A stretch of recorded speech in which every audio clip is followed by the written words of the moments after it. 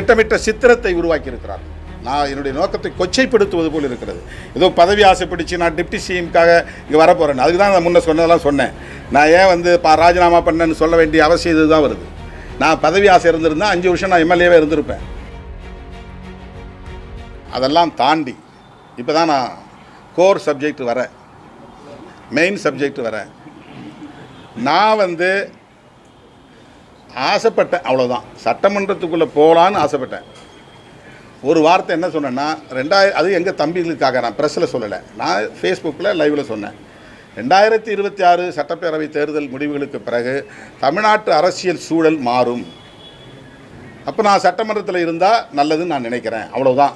இதில் எனக்கு எந்த விஷனும் பெருசாக கால்குலேஷன் அது இது எதுவுமே கிடையாது, எதுவுமே கிடையாது. இது டார்கெட்டட், எது தமிழ்நாடுங்கிறது குறிவைக்கப்பட்ட ஒரு மாநிலமாக மாறி இருக்கு. பிஜேபியும் அதிமுகவும் இங்கே இருக்கக்கூடிய சமூக நீதி அரசியலை சீர்குலைக்கக்கூடிய ஏற்பாடுகளை செய்து கொண்டிருக்கிறார்கள். அப்படிப்பட்ட நிலையில் சட்டமன்றத்திலும் இருப்பது நல்லது, அப்படி தான் நினைச்சேன், அவ்வளோதான். சட்டமன்றத்திலும் இருப்பது நல்லது, அவ்வளோதான் என்னுடைய எண்ணம். இதில் யாருடைய இன்ஃப்ளூயன்ஸும் கிடையாது. ஒரு செய்தி நான் உங்களுக்கு சொல்ல கடமைப்பட்டிருக்கிறேன், என்ன வந்து யாரும் இன்ஃப்ளூயன்ஸ் பண்ண முடியாது. இதை செய் அதை செய் அப்படின்னு என்னை கட்டளையிட்டு என்னை வந்து வேலை வாங்க யாராலும் முடியாது. அது எந்த காலத்திலும் நடக்காது. நான் நல்லது கெட்டது எல்லாவற்றையும் சீர்தூக்கி பார்த்து நான் போட்டியிட வேண்டும் என்று முடிவெடுத்தேன். அதே போல் இந்த 6 நாட்களில் 5 நாட்களில் கம்ப்ளீட்டாக வந்து ஏதோ திருமாவளவன் வந்து ஒரு நோக்கத்தோட உள்நோக்கத்தோட உள்ளே போகணும்னு நினைக்கிறார் அப்படிங்கிற மாதிரியான ஒரு நேரேஷனை செட்டப் பண்ணி ஒரு கட்டுக்கதையை உருவாக்கி எங்கள் கூட்டணியின் நலனே பாதிக்கப்படக்கூடிய வகையில் கருத்து பரப்பல் இங்கே திட்டமிட்டு நடக்கிற சூழலில் நான் இதையும் கருத்தில் கொள்ள வேண்டியிருக்கிறது. இதை நான் புறந்தள்ள முடியாது. நான் முன்வைத்த காலை பின்வாங்க மாட்டேன் அப்படிலாம் நான் ஒரு ஈகோயிஸ்டிக்காக இருக்க மாட்டேன். எங்கே வந்து ஒரு ஃபார்வேர்டிங் இருக்கும் அந்த இடத்துல ஒரு விட்ராயிங் இருக்கணும். ஒரு யுத்த களத்தில் முன்னோக்கி போகிறோங்கிறது ஒரு ராஜதந்திரம்னா ஒரு ஸ்டெப்பு பின்வாங்கிறதும் ஒரு ராஜதந்திரம் தான். எந்த யுத்த களத்திலும் பின்வாங்குதல் இல்லாமல் முன்னோக்கி பாய முடியாது. அதனால் இந்த 5 நாட்கள் ஊடகங்களில் நடத்தப்பெற்ற விவாதங்களும் திட்டமிட்டு விடுதலை சிறுத்தைகள் கட்சிக்கு எதிராக பரப்பப்பெற்ற அவதூறுகளும் எல்லாவற்றையும் விட என்னுடைய நோக்கத்திற்கு ஒரு திட்டமிட்ட சித்திரத்தை உருவாக்கி இருக்கிறார்கள். நான் என்னுடைய நோக்கத்தை கொச்சைப்படுத்துவது போல் இருக்கிறது.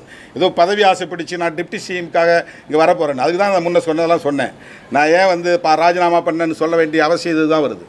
நான் பதவி ஆசை இருந்திருந்தால் 5 வருஷம் நான் எம்எல்ஏவே இருந்திருப்பேன். எனக்கு பதவி ஆசை இருந்திருந்தால் நான் 2006 எனக்கான தொகுதியில் நான் நின்றுக்கிட்டு மற்றவங்களுக்கு போப்பா உனக்கு சீட்டு இல்லைன்னு நான் சொல்லியிருக்க முடியும்.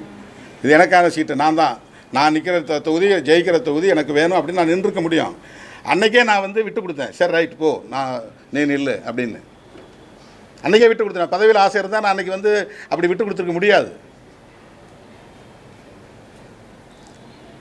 இன்றைக்கும் நான் சொல்கிறேன், பதவிக்காக நான் போகவில்லை, அதை நான் வெளியே இருந்தே பண்ண முடியும். ஒன்று, கூட்டணி ஆட்சியை இந்த காலச்சூழலில் நான் கோர மாட்டேன் அப்படின்னு கேட்டகாரிக்கலி ஐ ரிஜெக்டட் ஆல்ரெடி. ஏற்கனவே நான் வந்து திட்டவட்டமாக மறுதளித்துவிட்டேன்.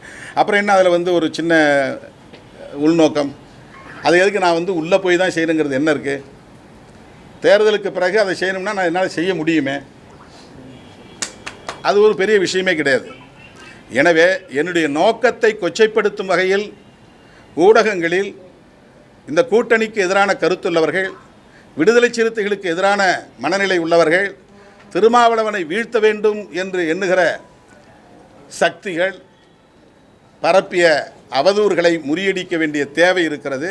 எனக்கு அந்த நோக்கம் இல்லை. பதவிக்காக நான் போட்டியிடவில்லை.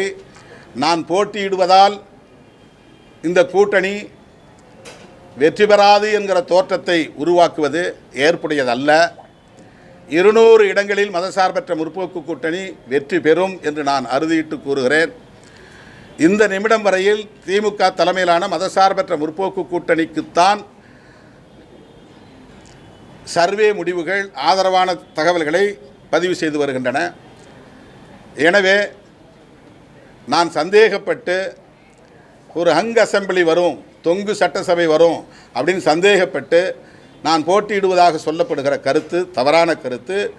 என்னுடைய நோக்கத்தை கொச்சைப்படுத்துகிற காரணத்தினால் நான் முன்வைத்த காலை பின்வைக்கவில்லை. இதை ஒரு உத்தியாக பார்க்கிறேன். என் நிலைப்பாட்டை தள்ளி வைக்கிறேன், என் உத்தியை மாற்றி அமைக்கிறேன். I just change my strategy, அவ்வளவுதான். என்னுடைய உத்தியை நான் தள்ளி வைக்கிறேன், என்னுடைய நிலைப்பாட்டை தள்ளி வைக்கிறேன், உத்தியை மாற்றி அமைக்கிறேன். எனவே நான் போட்டியிடுவதாக அறிவிக்கப்பட்ட காட்டுமன்னார்கோவில் தொகுதியில் மறைந்த தலைவர் ஐயா இளைய பெருமாள் அவர்களின் இளைய மகன் ஜோதிமணி அவர்கள் வேட்பாளராக போட்டியிடுவார். இளைய பெருமாள் அவர்கள் இந்த சமூகத்திற்கு மிகப்பெரிய பங்களிப்பு செய்தவர். அவருடைய குடும்பத்தை கௌரவிக்க வேண்டும் என்கிற உணர்வு எனக்குள்ளே இருந்தது. ஆகவே ஒரு பொறியாளர், துறைமுகத்தில் பணியாற்றி ஓய்வு பெற்ற பொறியாளர், அவர் நான் நிற்கிற காட்டுமன்னார்கோவில் தொகுதியில் விடுதலை சிறுத்தைகள் கட்சியின் அதிகாரப்பூர்வமான வேட்பாளராக போட்டியிடுவார். செய்திகளை உடனுக்குடன் தெரிந்து கொள்ள கீழ்கண்ட கேபிள் மற்றும் டிடிஎச் நெட்வொர்க்குகளில் எம் நாடு செய்தி தொலைக்காட்சியை காணுங்கள். பாதகம் செய்பவரை கண்டால் நாம் பயம் கொள்ளலாகாது பாப்பா. மோதி மிதித்து விடு பாப்பா, அவர் முகத்தில் உமிழ்ந்து விடு பாப்பா. அண்மை செய்திகளை உடனுக்குடன் தெரிந்து கொள்ள இணைந்திருங்கள் எம் நாடு தொலைக்காட்சியுடன்.